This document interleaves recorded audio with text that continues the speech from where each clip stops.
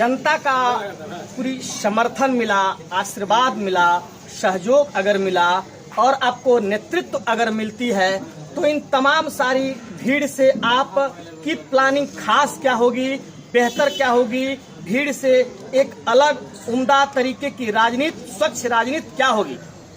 सबसे पहले जितने भी नौजवान हैं जो मारे फिर रहे हैं इस सरकार में, उनके लिए कुछ समुचित व्यवस्था करना ताकि उनकी पढ़ाई की कोई व्यवस्था यहाँ नहीं है। अभी हॉस्पिटल में इतना भ्रष्टाचार, एक डॉक्टर और इतना सारा पेशेंट, कोई भी सुविधा सरकारी अस्पताल में नहीं है। एक डॉक्टर है MBBS, वो भी हफ्ता में 2 दिन उसका पोस्टिंग है, बाकी सब डेंटल को पूरा हॉस्पिटल भर दिए हुए हैं। इस कोविड-19 में कोई व्यवस्था नहीं है, ना कोई साफ सफाई, कोई व्यवस्था, शिक्षा का वही स्तर गिरा हुआ है।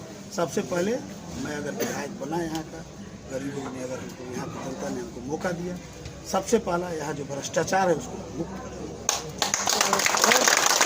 को इतना बढ़िया कर देंगे कि जो भी लोग प्राइवेट हॉस्पिटल में दिखाने जाते हैं वह लोग सरकारी में दिखाने को मजबूर हो जाते हैं। महिला सशक्तिकरण और सबसे बड़ी समस्या, जीवंत यहाँ समस्या है किसानों की समस्या। खास तौर पे चंपारण किसानों के लिए जाना जाता है, किसान क्षेत्रों के लिए जाना जाता है, कृषि के लिए जाना जाता है। इसके लिए विशेष आपके पास क्या रणनीति है? देखिए, किसानों के लिए जब तक कोई छोटा उद्योग नहीं होगा, जो अनाज उसका कोई प्लान नहीं बनेगा। जैसे यहाँ गन्ना होता है, यहाँ शुगर मिल था, वो सब बंद पड़ गया है सरकार में। बीजेपी भी 10 साल हो गया, बीजेपी भारतीय जनता पार्टी को, वो भी कह रहा था फैक्ट्री खोलेंगे। हमारे यशस्वी प्रधानमंत्री जी भी बोले कि चाय यहीं जब मोतिहारी का ही पी के जाएंगे। हम लोग भी तो देख रहे हैं कि कहाँ का चाय पी के लोग जा रहा है। मुख्यमंत्री जी का भी वही स्थिति है। तो क्या कहा जाए, पहले जीतेगा भी, उसके लिए प्लान करेगा, कुछ उद्योग बनेगा छोटा छोटा, जैसे ईख से, गन्ना से मीठा भी बनता है, उस तरह का कोई फैक्ट्री, उस तरह प्रशिक्षण दिया जाएगा लोगों को। बहुत सारे काम है, बहुत सारे काम करना है किसानों के लिए, और किसानों के साथ मिलजुल कर उसका एक सिस्टम तैयार किया जाएगा ताकि अगर कुछ कौन सा फसल उपजाए जिससे उसको ज़्यादा बेनिफिट हो। यहाँ पे विधायक भी लोग जीत जाते हैं और जाके विधानसभा में बस सोना है। आपके पास देख रहे हैं युवाओं की एक बहुत बड़ी लंबी फौज है, तो इनके लिए कुछ खास क्या होगा? बहुत बार लोगों को देखे, इस बार नौजवान को ही देखना है। और इतना जरूर कहेंगे, बहुत सारे वादे हम नहीं करते, हमारा काम बोलेगा। और इतना कहेंगे कि केसरिया की जनता का मान सम्मान का स्वाभिमान कभी गिरने नहीं देंगे, और उसकी किसी मेरे ऐसा कोई भी कार्यकलाप से किसी को कभी कोई तकलीफ नहीं होगी। और जो बन पड़ेगा, अब अभी ये चुनावी मुद्दा है, या नहीं कह देंगे कि नहीं हम ही यहाँ चीनी मिल खुलवा देंगे, तो एक विधायक का उतना पावर है नहीं ये चीनी मिल। लेकिन अगर वास्तव में हम लोगों की सरकार आती है, हम लोग की अगर उसमें अहम भूमिका होगी, तो मैं विधानसभा में भूख हड़ताल पर बैठ जाएंगे। लेकिन जब तक यहाँ कोई छोटा उद्योग नहीं खुलेगा, तब तक हम लोग केसरिया के विकास के लिए सब। धुरंधरों की फहरिस्त अगर कह ली जाए तो अतिशयोक्ति नहीं होगी इस विधानसभा में। उस बीच में आप इन तमाम विधानसभा वासियों को कितनी गंभीरता से ले रहे हैं?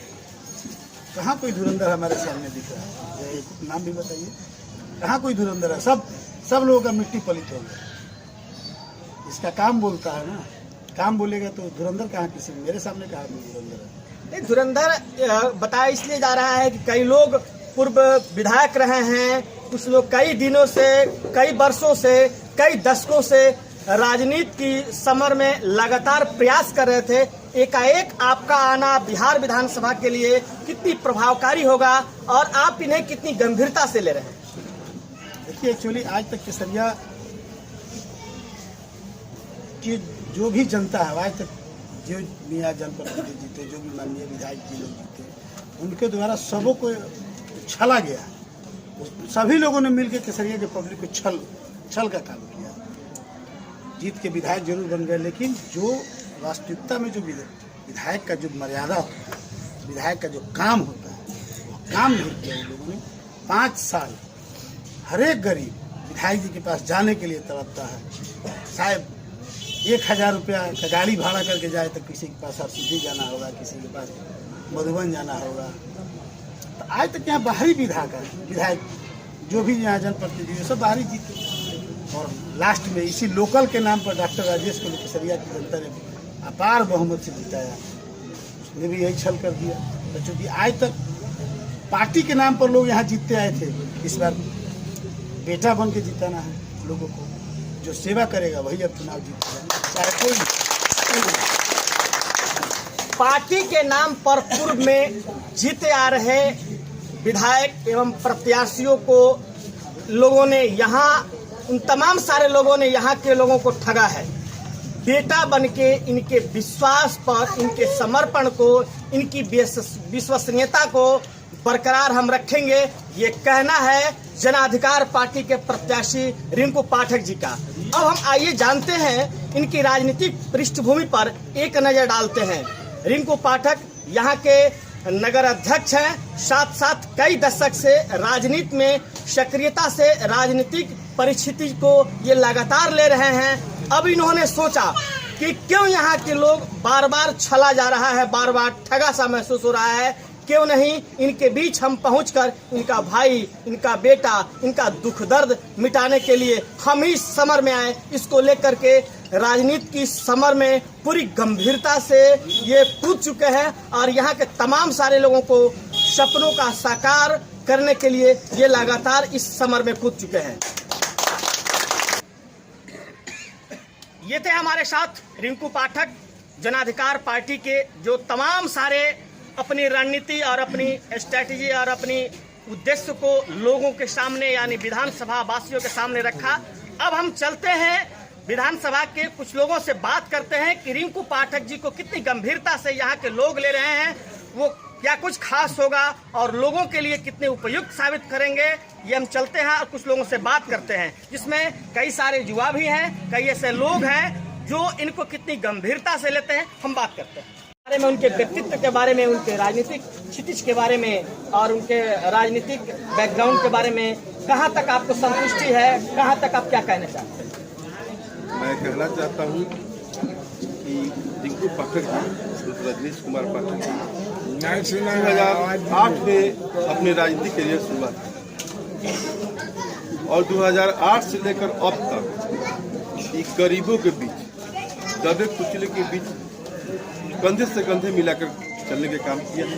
उनके बीच में हर काम तत्परता से किए हैं। अभी तत्काल में ये नगर अध्यक्ष है।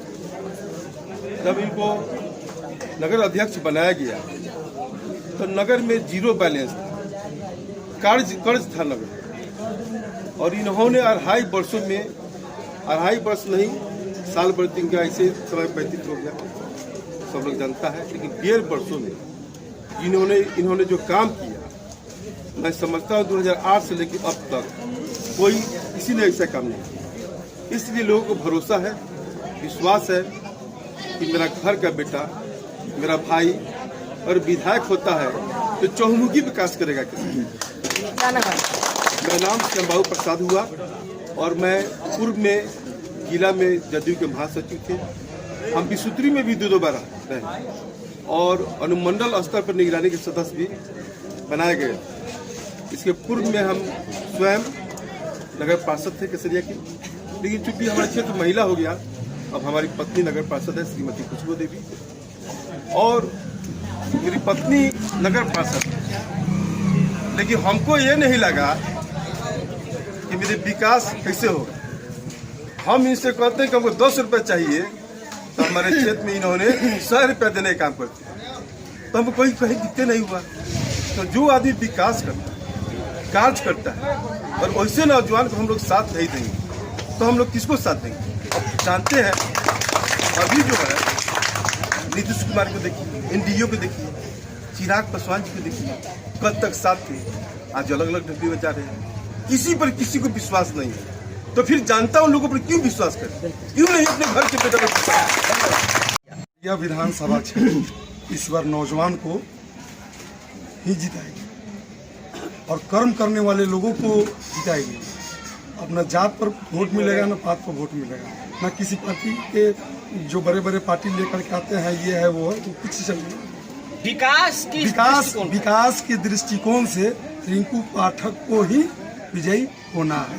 क्या नाम हुआ आपका? रोशन कुमार यहाँ के वर्तमान नगर अध्यक्ष हैं और इनके रग रग में विकास की गंगा बहती है और हम लोग इसी के साथ इनके साथ कदम से कदम मिला के पुरजोर सहयोग के साथ है और हम लोग चाह रहे हैं कि ये यहाँ के विधायक बने। भीड़ है, इस बात को ये कहने के लिए काफी है कि कहीं न कहीं इस धुरंधरों के मैदान में युवा और चर्चित जुझारू नेता रिंकू पाठक जी की लोकप्रियता अभी भी बरकरार है, ये कहने के लिए काफी है। कैमरामैन को बोलेंगे कि पैन करके ये तमाम सारे लोगों को दिखाएं और इससे यह स्पष्ट प्रमाणित होता है कि यहाँ की राजनीति परिस्थिति के लिए कितने ये कारगर होंगे, ये तो आने वाला भविष्य बताएगा, आने वाला विषय के गर्भ में है। अब देखना ये है कि इन तमाम सारे लोगों के विश्वास पर रिंकू पाठक कितने कारगर साबित हो रहे हैं। कैमरामैन के साथ जयप्रकाश तिवारी, इंडो नेपाल लाइव, केसरी।